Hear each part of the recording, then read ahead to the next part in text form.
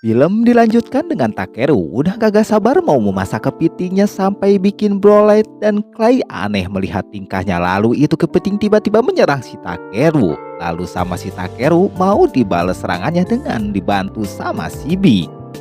Dia juga menolak bantuan dari kedua temannya tersebut karena si Takeru yakin bisa melawannya sendirian. Habis itu dia mengeluarkan kekuatannya dan memperkuat di bagian tertentu.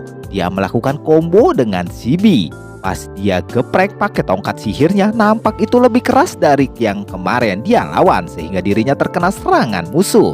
Di situ, B menahan pergerakan si kepiting itu biar kagak banyak gerak. Sementara si Takerunya mencari titik lemah daripada kepiting tersebut.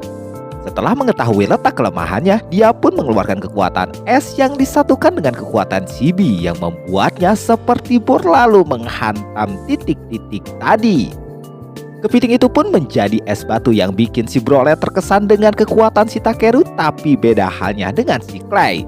Dia marah kepada Takeru karena tidak melibatkannya dalam pertempuran. Dia malah gelut sendirian. Clay sebagai masuk dari kelompoknya harusnya saling mengandalkan satu sama lain, tidak ribut sendirian. Di situ dia mengerti dia nggak ada takut-takutnya karena udah terbiasa melawan kayak beginian. Pantes aja ya kan, kekuatan Takeru sangat kuat. Daripada ribut, mending fokus membawa monsternya saja. Dilanjutkan dengan mengumpulkan Idri yang mereka dapatkan yang jumlahnya banyak banget. Pemandunya itu sangat terharu akhirnya bisa mendapatkan batu tersebut. Si Takeru berpikir mungkin kata orang kemarin yang sering merasakan gempa itu kemungkinan besar gara-gara monster kepiting itu. Tapi sekarang udah musnah jadi kemungkinan bakal aman. Batu Idrit pun sekarang udah gampang ditemui. Habis itu mereka balik ke si raja dan laporan. Pembantunya ngasih tahu pengalamannya melihat si Takeru mengalahkan monster kepiting tadi. Si raja penasaran dengan bentukannya karena maksa pengen lihat sama si Takeru dikeluarin yang hampir bikin bangunan itu roboh. Dia sangat terkesan sekali dia akan memberikan mereka hadiah karena udah mengalahkan itu monster. Si Takeru cuman meminta monster ini saja buat dibawa.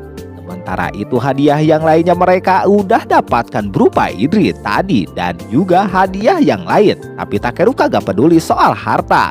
Dia lebih mementingkan perutnya yang gak sabar menyantap daging kepiting. Setelahnya si Brolet berhasil mendapatkan kuda yang dia mau yang memang adanya di tempat itu. Terus juga tombak si Clay udah diperbaiki jadi lebih keren.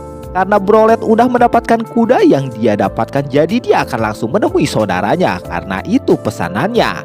Dia juga tidak akan lupa dengan si Takeru yang udah banyak menolongnya dan dia berharap suatu hari nanti mereka ketemu lagi. Sementara Takeru sama si Clay naik kereta kuda. Tak lama kemudian mereka sampai di Belheim lagi dan bertemu dengan si Ariana di sana. Ariana mengira keduanya telah membuat sebuah tim gitu. Takeru yang mau menyangkalnya sama si Clay diiyain kalau mereka membentuk tim sementara. Berawal dari cadang tersebut mereka membuat tim beneran yang namanya tim hitam biru. Clay juga tertarik sama si Takeru yang random orangnya. Dia bisa mengawasi si Takeru yang bertindak seenaknya kayak tadi. Setelah membentuk tim, si Takeru menemui Ribal dan juga bosnya. Dia membawa batu yang dia inginkan, yakni Idri. Bahkan ini lebih keren dari yang mereka mau. Mereka berdua kagak bisa berkata-kata yang bikin si Takeru merasa aneh. Mungkin saking kerennya itu batu sampai mereka kagak bisa memprosesnya. Ternyata mereka sangat terharu karena baru melihat batu secantik ini. Mereka sangat berterima kasih sama si Takeru. Berkatnya dia bisa melihat batu sebanyak ini. Namun mereka tidak bisa membayar semua batunya. Jadi Takeru suruh mereka mengubah batu itu menjadi gunting yang dia mau sebelumnya. Dan sisanya bisa dijadikan pedang yang bisa mereka bawa ke lomba nanti. Mereka berdua pun dengan senang hati ya kan akan melakukannya. Setelah setengah bulan ketika si Takeru sedang bersantai dengan si Clay, muncul si Wade yang mencarinya. Katanya ada surat untuk si Takeru yang mana dari capnya itu dari keluarga bangsawan ternama Larba. Mereka ingin si Takeru datang ke sana. Takeru merasa kalau ini cuma akal-akalan doang. Mereka pasti menginginkan si B ini. Clay ngasih tahu kalau itu kagak mungkin, soalnya orang itu yang bernama Perminan adalah juragan tanah bel kami ini. Jadi kemungkinan dia memanggil si Takeru ada sesuatu tambahan lagi. Isi suratnya mengarah kepada mereka berdua untuk datang ke sana. Alhasil karena dia kagak bisa ngelak, akhirnya mereka berdua pergi dijemput sama kereta kuda yang keren, yang mana setiap kereta kuda itu lewat warga selalu menunjukkan emot wah, karena memang mereka juga mau merasakan gitu kan, dianterin pakai kereta kuda milik bangsawan. Takeru jadi berasa terhormat banget bisa nyobain naik itu. Tak lama kemudian mereka sudah sampai, nampak rumahnya gede banget, bak istana. Mereka berdua langsung disambut sama pelayannya bernama Raymond dan juga para maid yang lainnya.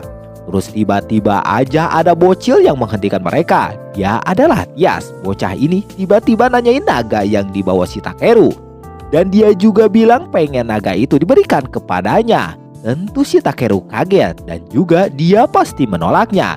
Ini aneh banget, tiba-tiba nih anak pengen ngambil naganya sama si Takeru. Cobalah ditanya kenapa dirinya ingin naganya. Dia didoktrin sama orang bernama Bernard, yang dimana petualang macam si Takeru kalau bawa hewan peliharaan katanya kagak diperlakukan dengan baik. Padahal si Takeru udah menganggap Shibi sebagai keluarganya sendiri. Itu berarti omongan dari orang tersebut tidaklah benar. Di sana Shibi juga happy bisa berpetualang bareng bersama si Takeru. Tias meminta maaf karena udah kasar kepada Takeru. Dia merasa gemes ketika tahu kalau Shibi mengerti bahasa manusia. Terus dia membeberkan juga alasan mengapa menginginkan naga tersebut. Dia ingin ada orang yang menemaninya soalnya hari-harinya kesepian terus. Tak lama kemudian muncullah bapaknya yang kelihatan cakep dan masih muda. Dia Perminan, sang juragan tanah. Tanpa perlu basa-basi si Perminan ngajak ngobrol.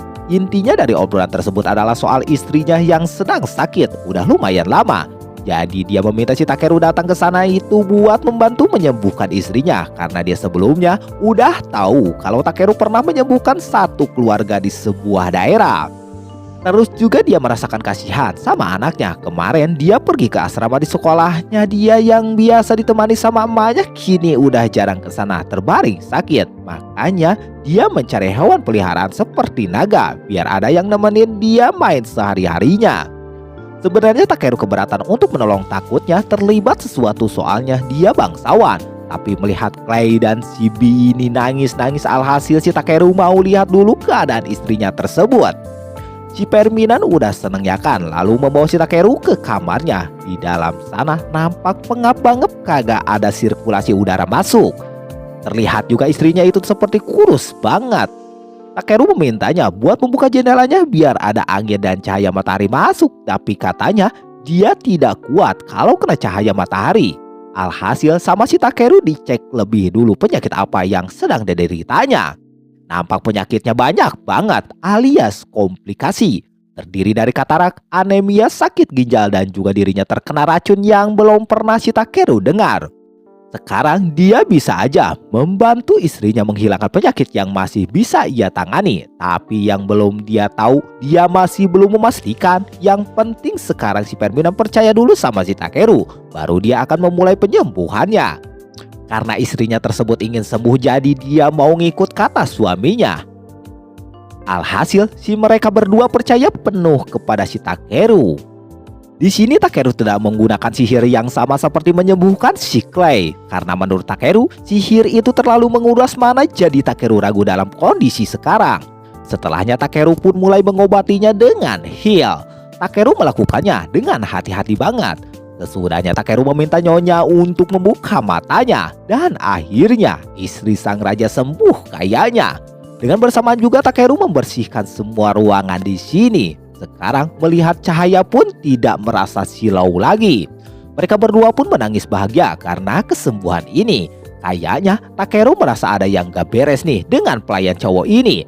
Takeru memberitahu kepada Perminan kalau istrinya ini kayaknya terkena racun hiper. Bisa jadi ada seorang yang meracuninya. Tapi Takeru tidak tahu sepenuhnya apa itu keracunan ipar. Maka dari itu dia tidak bisa menyembuhkan dengan benar. Perminan ngomong kalau penyakit itu tidak ada obatnya karena racun terlarang, juga penawarnya terlupakan. Clay sendiri pun gak tahu karena obat itu ada di zaman kuno dan gak tahu juga tempatnya. Perminan pun ngeh mungkin ada petunjuk dari dokumen kuno. Buku yang banyak untungnya Takeru bisa dengan cepat menemukan buku yang ada obat hipernya. Awal pas baca, menurut Kai Takeru malah bercanda padahal kan ini emang benar begitu isi dari ceritanya. Pas terus membaca di sini ada petunjuk yang cerah deh. Di dekat patung kuda di sana banyak bunga-bunga yang sangat indah bersinar seperti emas. Itulah bunga super langka yang disebut hiper. Mendengar itu Clay langsung ngeh soal tempat itu. Dia pun memperlihatkan tempat yang tadi ada dalam buku. Clay bilang desanya itu bernama Aset di wilayah Panone, yang mana itu di luar domain Lubeswatch. Untuk nyampe ke sana menaiki kuda memakan waktu 5 hari. Takeru gak masalah dan dia meminta untuk berangkat sekarang. Sebelum berangkat Takeru menaruh sesuatu di sana, menurutnya itu sedikit pengamanan. Karena apa? Mereka yang pergi pasti dia akan mencoba sesuatu kembali kepada istrinya Perminan. Tak berselang lama Tias nyamperin Takeru. Dia meminta maaf kepada Takeru yang sudah bersikap kasar kepada Takeru. Memang sih kata Takeru juga awalnya dia tidak nyaman juga dengan sikap si Tias ini. Akan tetapi Tias yang sudah menyadari hal itu pun menurut Takeru udah luar biasa. Tapi kedepannya harus hati-hati untuk pikirkan baik-baik sebelum bertindak. Takeru sekalian di sini bilang kalau dia akan pergi dari sini. Takeru memberitahu pasti nanti seorang akan datang dan orang itu orang jahat. Kalau itu terjadi, tolong jangan langsung menjawab untuk diskusikan dulu dengan ayahnya. Takeru pun berangkat dengan mengendarai kuda. Supaya cepat nyampe, Takeru memakai quick dan reduction-nya. Malam pertama pun dilalui. Besoknya mereka yang melanjutkan perjalanan di sana terlihat tempatnya sangat kering begitu. Menurut Clay, dia yang terakhir ke sini tempat ini sangat subur. Sekarang kemungkinan sudah lama tidak turun hujan. Sesampainya di danau di sini Takeru mengecek airnya. Danau ini bernama Danau Galus. Takeru terkejut dengan situasi yang terjadi di sini. Kemungkinan ada seseorang yang sengaja melakukan ini. Tak berselang lama ada seseorang nyamperin ke situ. Tak memberitahu kepada mereka kalau ini adalah petualang. Dengan bersamaan juga Takeru memperkenalkan dirinya kepada mereka. Takeru memberitahu juga dia dari BLKM ke sini untuk mengambil sebuah material langka. Mereka pun gak menyangka kalau Takeru dan yang lainnya jauh-jauh ke sini. Mereka juga meminta bukti kuilnya. Di sini Clay memperlihatkan gelang emas gitu sampai mereka pun percaya. Karena yang pakai gelang begitu bisa dibilang petualang peringkat A.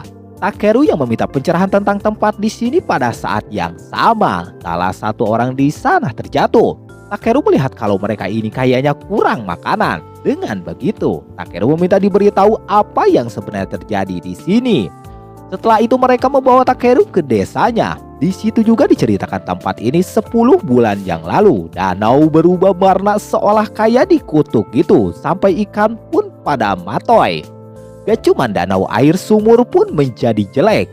Pada saat itu datanglah pedagang yang bernama Engache menyelamatkan desa itu. Dia juga berkata akan membantu desa dengan imbalan bunga berkilau keemasan yang tumbuh di samping danau. Ciri-ciri bunganya itu cocok dengan cerita yaitu bunga dewa. Lokasinya pun tempat rahasia di desa. Mereka yang ngasih tahu batang penuh setiap bulan. Engache berjanji akan menukarnya dengan 60 barel air. Pemberian air segitu tidak cukup untuk mengurus ladang. Maka dari itu makanan perlahan habis. Makanannya sekarang mereka begini. Mendengar cerita itu Clay langsung ngeh yang diceritain itu bisa jadi bunga hiper. Takeru berpendapat kalau si Engache ini adalah orang yang jahat. Yang mana karena aneh, masa iya dia siap bantu di saat air menjadi buruk. Takeru yang memeriksa danau barusan itu, danau kayaknya sengaja dicemari oleh seseorang. Maka dari itu Takeru curiga kepada si Engache. Takeru mempertegaskan lagi kalau mereka ini sedang ditipu oleh si Engache. Mendengar hal itu orang-orang bingung dengan apa yang harus mereka lakukan sekarang. Dengan begitu Takeru akan membantu desa di sini dan akan menggagalkan rencana Engache ini. Di saat yang sama Takeru meminta Bi untuk mengeluarkan kemampuannya biar ada hujan sekarang. Hujan pun turun. Mereka yang ada di desa kesenangan dengan turunnya hujan yang gak turun setelah sekian lamanya. Sesudah itu Takeru pun membersihkan orang-orang di sana. Gak cuman orang, rumah-rumahnya pun Takeru bersihkan. Gak ketinggalan juga, apalagi kalau bukan madang. Mereka pun madang besar yang rasanya enak sekali. Salah satu orang di sana pun berterima kasih kepada Takeru yang sudah baik kepada desa di sini, akan tetapi dia nggak bisa membalasnya karena nggak punya apa-apa. Menurut Takeru nggak apa-apa, tapi sebagai gantinya, karena Takeru kesini mencari bunga ipar, Takeru meminta diberitahu tempat itu. Karena Takeru butuh itu buat penawar bagi seseorang. Dengan senang hati, kepala desa itu pun akan memberitahu tempat itu. Seperti biasa di sini Takeru dikerumuni anak kecil. Emang ya Takeru ini banyak disenangin anak-anak. Takeru dibawa bocil itu ke tempat markas rahasianya. Di sana ada seperti buah gitu, dan pada saat Takeru mencobanya, buah itu rasanya seperti kecap. Di sisi lain di rumah sang raja terdengar lonceng, Tias pun langsung berlari untuk menuju kamar ibunya. Karena begitu dia ingat perkataan Takeru, kalau ada yang akan melakukan niat buruk, pasti lonceng itu terdengar. Sesampainya di sana, ternyata di depan pintu sudah ada pelayannya. Saat itulah Tiaris ketakutan. Tiaris menjelaskan kepada pelayannya kalau ada yang akan melakukan niat buruk menurut Takeru akan ketahuan. Pelayan pun gak percaya dengan perkataan Takeru. Dia juga menjelek-jelekan si Takeru kepada Tiaris. Tapi Tiaris tetap percaya dengan Takeru. Tak berselang lama, Perminan pun ada ke situ. Di sana Perminan pun menginterogasi itu pelayan, dan Perminan pun percaya Takeru karena sudah menyembuhkan istrinya. Untuk membuktikan siapa yang benar di sini, Perminan pun menyiapkan air untuk membuktikan kalau pelayan ini tidak bersalah. Yang mana minuman itu ialah minuman khusus untuk mengobati penyakit-penyakit istrinya itu yang selalu disiapkan si pelayan. Si pelayan pun ketakutan karena air yang udah diracuninya sama dirinya sendiri, jadi takut. Dengan bersaan Perminan pun menyeborkan air itu ke si pelayan. Benar aja, itu air ada racunnya. Tapi bohong, itu cuma air biasa buat mengetes pelayan aja. Dengan bersamaan juga karena si pelayan udah terbukti penjahat, dia pun dibawa oleh penjaga. Kembali lagi ke Takeru. Di desa itu pun kedatangan Eng Aceh yang mengetuk pintu ke rumah kepala desa. Eng Aceh yang mendengar kalau kepala desanya lagi memandu beberapa petualang, juga orang di desa udah tahu semuanya dan gak akan lagi dia kasih benda itu kembali. Rencana Eng Aceh pun gagal dan rencana sekarang berubah untuk menghabisi mereka semuanya. Di sisi lain, Takeru sudah sampai di tempat yang mereka tuju itu. Nah, inilah akhir dari episode ke-6 dan ke-7. Gimana kelanjutannya? Tunggu di video selanjutnya.